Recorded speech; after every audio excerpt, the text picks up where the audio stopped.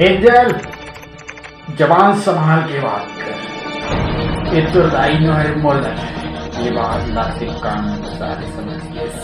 ते जानथस बेटा, तेरे गोबर वाले फैक्ट्री में जाए के बाद मोर संदूकनी दुश्मन करथे एंजल ला।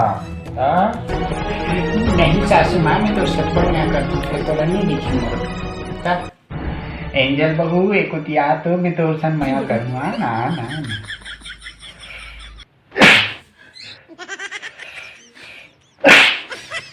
बस कर माँ, दिग्गे कौन झगड़ा करते, कौन दुश्मन थे तेरा। अमन एंजल से हमारे गोबर वाले फैक्ट्री में रहो, ये बात से तो एतराज नहीं होना चाहिए। अब सासू माँ है जी, ओकरे से तो बचा बर तो लेगा था।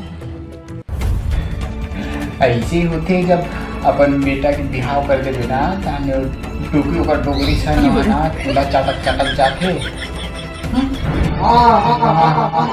बस कर मुला